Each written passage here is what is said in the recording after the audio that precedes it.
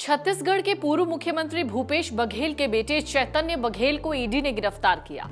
सुबह ही ईडी की एक टीम भूपेश बघेल के भिलाई वाले घर पर छापेमारी करने पहुंची। इसी दौरान उनके बेटे को गिरफ्तार किया गया। लेकिन क्यों? आखिर ऐसा मामला क्या है कि बात गिरफ्तारी तक आ गई, वो भी पूर्व सीएम के बेटे की गिरफ्तारी।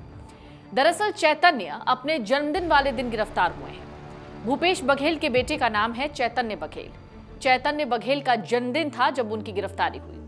चैतन्य बघेल को उनके जन्मदिन के दिन ही गिरफ्तार किया गया। ये गिरफ्तारी उस समय हुई जब पूर्व सीएम भूपेश बघेल छत्तीसगढ़ विधानसभा में थे। हालांकि ईडी की कार्रवाई के विरोध में विधानसभा में कांग्रेस विधायकों ने जमकर हंगामा किया। सरकार पर गंभीर आरोप लगाते हुए विपक्ष के सदस्यों ने सदन में नारेबाजी की। तो चलिए इस पूरे मामले को तफसील से समझते हैं। ऐसे में ये जानना जरूरी है कि आखिरकार छत्तीसगढ़ में कथित शराब घोटाले का मामला क्या है, इस पर अब तक क्या क्या सामने आया, प्रवर्तन निदेशालय की टीम ने भूपेश बघेल और उनके बेटे चैतन्य बघेल के ठिकानों पर छापा क्यों मारा, मामले में इससे पहले किन किन बड़े नामों की गिरफ्तारी हुई, साथ ही ये घोटाला कितना बड़ा है। छत्तीसगढ़ में 2018 में कांग्रेस ने चुनाव जीता, भूपेश बघेल मुख्यमंत्री बनाए गए। शराब घोटाले की शुरुआत अगले ही साल 2019 में हुई। इससे 22 तक यानी 2022 तक छत्तीसगढ़ में शराब के जरिए काली कमाई हुई। कहा जाता है प्रवर्तन निदेशालय भी ये मानता है कि ये सब भूपेश बघेल सरकार की नाक के नीचे हुआ। ईडी का कहना है घोटाले में कथित तौर पर संलिप्त लोगों ने नकली होलोग्राम को बनाने के लिए उत्तर प्रदेश के नोएडा में होलोग्राफी का काम करने वाली prism holography security films private limited company को इसका टेंडर दिया ताकि वो नकली होलोग्राम बनाए। ये कंपनी होलोग्राम बनाने के लिए वैलिड भी नहीं थी, फिर भी नियमों में संशोधन किया गया और ये टेंडर उस कंपनी को दे दिया गया। एक और खुलासा हुआ कि ये कंपनी छत्तीसगढ़ के ही एक नौकरशाह यानी ऑफिसर की है। 2017 में छत्तीसगढ़ में मुख्यमंत्री रमन सिंह की सरकार ने एक नई आबकारी नीति का ऐलान किया था। थोड़ा पीछे चलते हैं, 2017 की ये बात हो रही है। इसके तहत Chhattisgarh state marketing corporation limited की स्थापना हुई थी। इस संस्थान को शराब उत्पादकों से शराब खरीदने और अपने स्टोर्स के जरिए बेचने का काम दिया गया। छत्तीसगढ़ सरकार इस योजना के जरिए शराब बिक्री का पूरा रिकॉर्ड सेंट्रलाइज करना चाहती थी। ईडी का कहना है रमन सिंह सरकार की योजना क्लियर थी, लेकिन जब 2018 में छत्तीसगढ़ में सरकार बदली तो CSMCL का प्रबंधन यानी जो मैनेजमेंट था उसका वो पूरी तरीके से बदल दिया गया।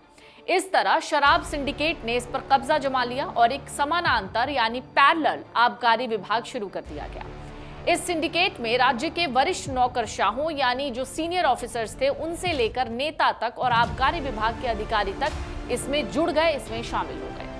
अब 3 साल तक कैसे इस शराब घोटाले का खेल चला वो भी समझिए।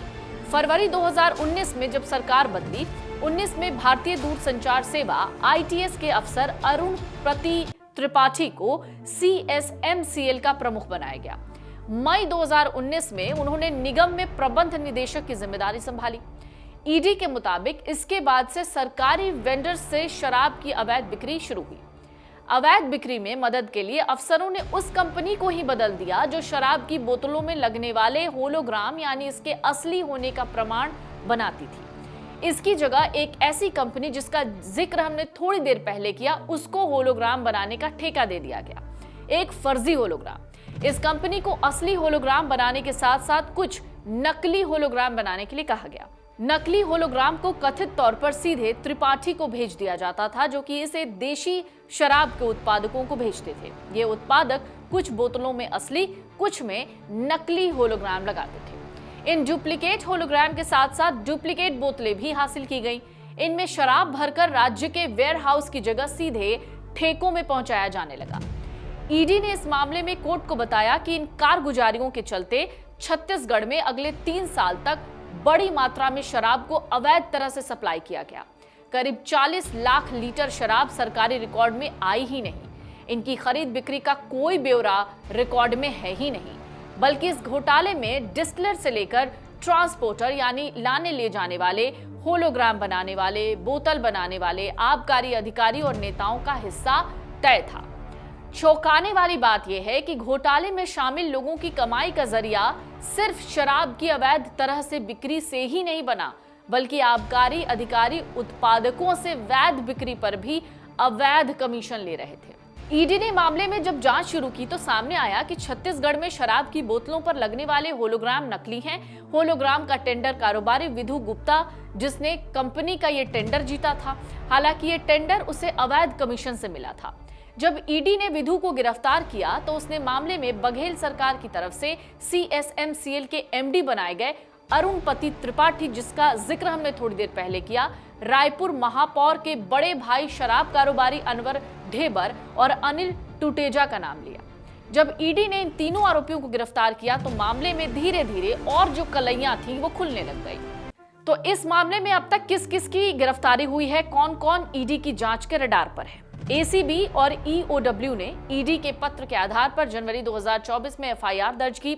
EOW के दर्ज FIR में IAS अनिल टुटेजा, जो कथित घोटाले के दौरान वाणिज्य उद्योग विभाग के संयुक्त सचिव रहे, अरुणपति त्रिपाठी, कांग्रेस के नेता और रायपुर के मेयर एजाज ढेबर के बड़े भाई, शराब कारोबारी अनवर ढेबर को घोटाले का मास्टरमाइंड बताया गया है। शराब घोटाले से होने वाली आमदनी का एक बड़ा हिस्सा इन्हीं तीनों को जाता था और इन तीनों ही आरोपियों को गिरफ्तार किया हुआ है।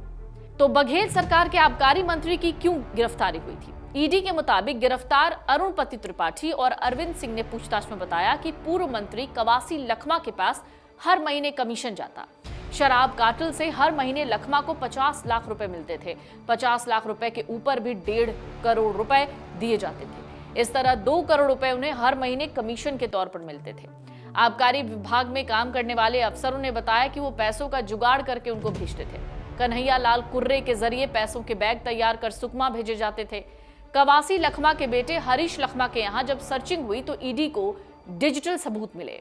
इन डिजिटल सबूतों की जांच में सामने आया कि इन कथित घूस के पैसों से लखमा ने कांग्रेस भवन और अपना आलीशान घर बनवाया। 36 महीने में प्रोसीड ऑफ क्राइम 72 करोड़ रुपए का है।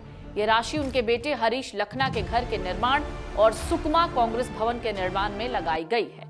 ईडी के मुताबिक लखमा से पूछताछ हुई तो उन्होंने जांच में सहयोग नहीं किया। ऐसे में एजेंसी ने तर्क दिया कि कांग्रेस नेता मामले में सबूतों को खत्म करने की कोशिश कर सकते हैं। ऐसे में उन्हें गिरफ्तार किया गया। गिरफ्तारी के बाद उन्हें कोर्ट में पेश किया गया, जहां उन्हें रिमांड पर भेज दिया गया। सूत्र कहते हैं ईडी के हाथ छापेमारी में बहुत सारे सबूत लगे हैं। यही वजह है कि जांच एजेंसी ने उस आधार पर चैतन्य बघेल की गिरफ्तारी की है। ये एक्शन छत्तीसगढ़ में हुए शराब घोटाले से जुड़ा हुआ है। छत्तीसगढ़ में हुआ यह शराब घोटाला करीब 2161 करोड़ का है। इस मामले में अब तक कई चर्चित अधिकारियों और एक पूर्व मंत्री की भी गिरफ्तारी हो गई है। अगर आप ये वीडियो YouTube पर देख रहे हैं तो हमारे चैनल को सब्सक्राइब कर बेल आइकन दबाएं और Facebook पर देख रहे हैं तो हमारे पेज को लाइक करें।